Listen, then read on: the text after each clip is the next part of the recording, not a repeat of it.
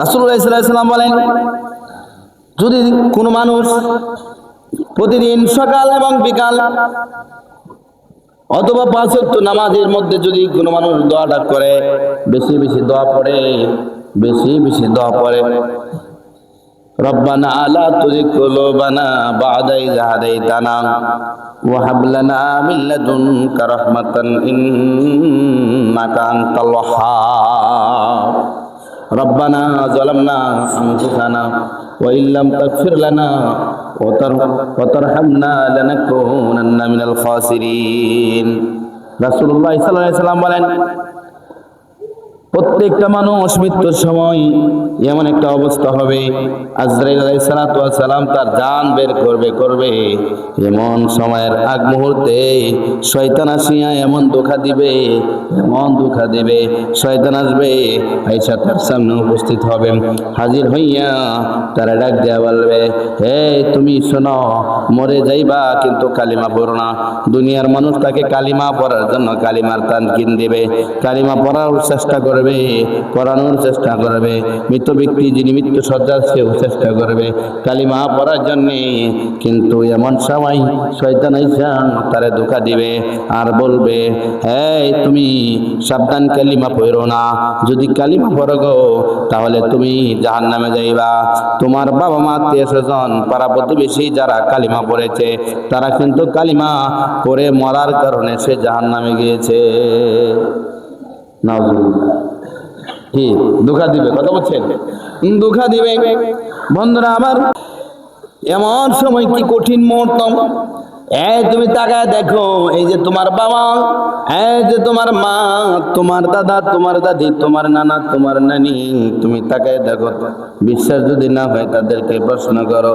ভাইরা আমার, ওই দিন মৃত্যু সজ্জায় তাকায় দেখবে বাবার সুরতে শয়তান হাজির হয়ে গেছে, শয়তান বাবার সুরত হইয়া হাজির হয়ে গেছে, শয়তান মার সুরত ধরে হাজির হয়ে গেছে, শয়তান নানার সুরত ধরে হাজির হয়ে গেছে, শয়তান নানির সুরত ধরে হাজির হয়ে গেছে।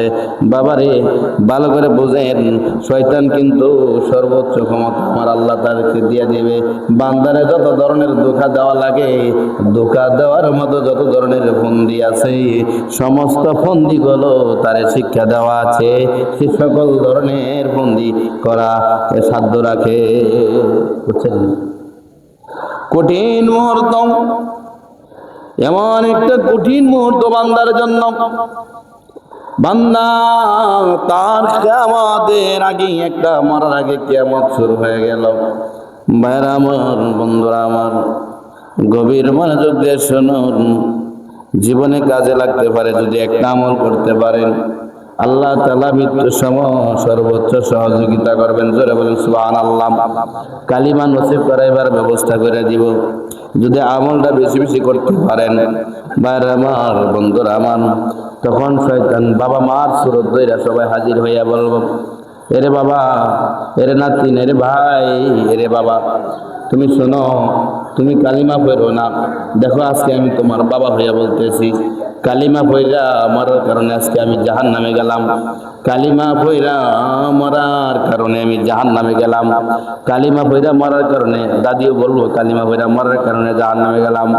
পড়ো না গো, কালিমা পড়ো না, কালিমা পড়ার কারণে আমি তোমার বোন হইয়া জাহান্নামে গেলাম, আমি তোমার ভাই হইয়া তোমারে রিকোয়েস্ট করতেছি, সাবধান, তুমি কালিমা পড়ো না।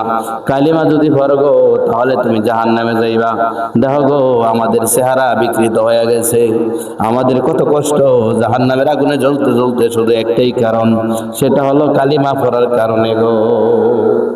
দেখেন তো কেমন সময়, কেমন ধোঁকা দিবে, প্রত্যেকটা মানুষকে ধোঁকা দিবে, প্রত্যেকটা মানুষকে ধোঁকা দিবে, আলেম জালেম হাজি গাজী সবাই কি দিবে, শয়তানের মৃত্যুর সময় ধোঁকা দিবে।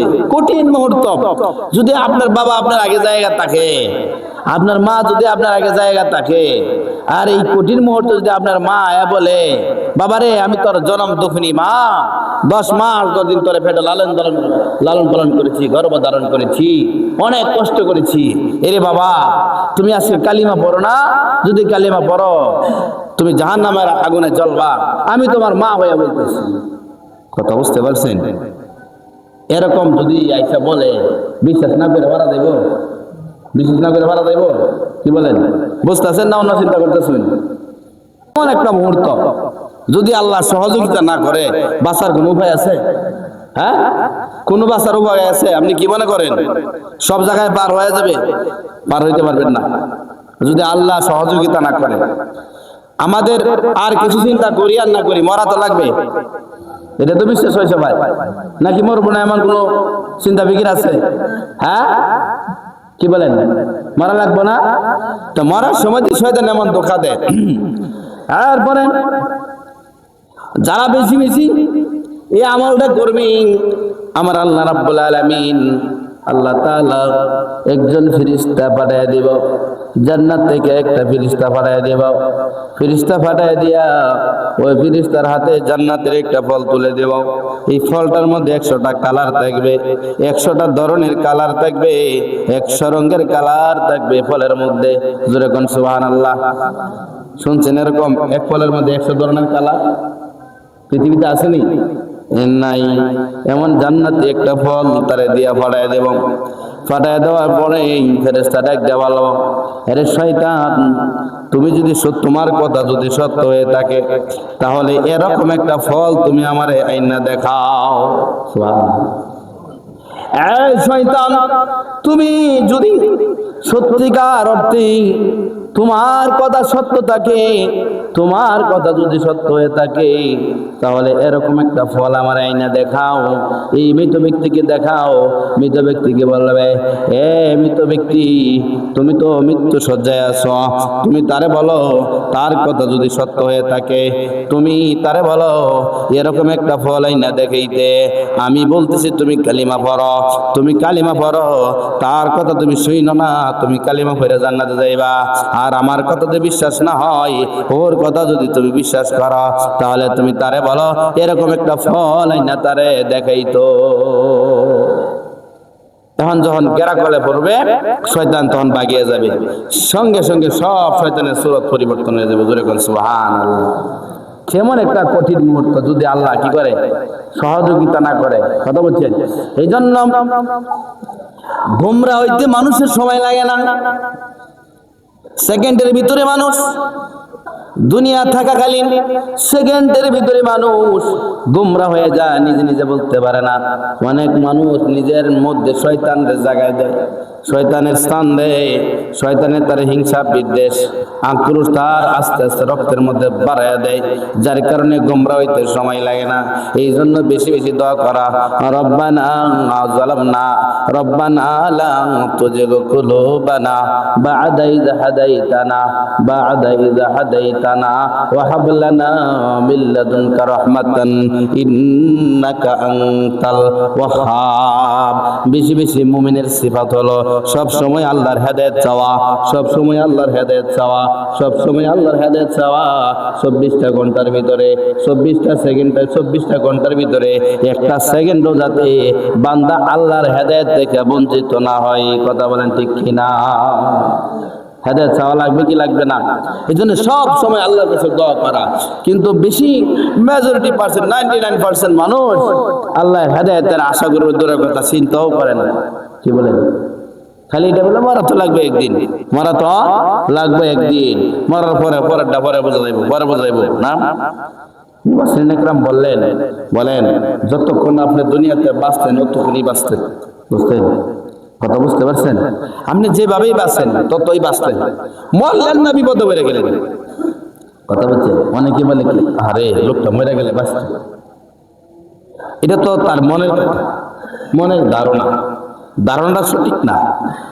আপনি যতক্ষণ দুনিয়াতে বাঁচতেন ততক্ষণই বাঁচলেন, মরলেন তো বাঁচলেন না, মরলেন তো বিপদে পড়ে গেলেন। মরা শুরু হইল না বিপদ শুরু হয়ে গেল। কথা বলছেন নাকি? মরাটা কি এটা কি সাধারণ কথা? এটা সার্টিফিকেটই কথা নাকি? কথা বলছেন না? আমার এই জন্য ফখরুদ্দিন রাজি, আল্লামা ফখরুদ্দিন রাজি রহমাতুল্লাহ আলাইহি উনি একজন বড় মাপের আলেম ছিলেন, বড় মাপের আলেম ছিলেন, আল্লাহর ওলি ছিলেন। উনি মুফাসসির জগতে সবচেয়ে বড় বিখ্যাত মুফাসসির ছিলেন। কোরআন বোঝার জগতে ওনার জামানায় সবচেয়ে বড় একজন মুফাসসির ছিলেন। আজকে থেকে 600-700 বছরের আগের কথা।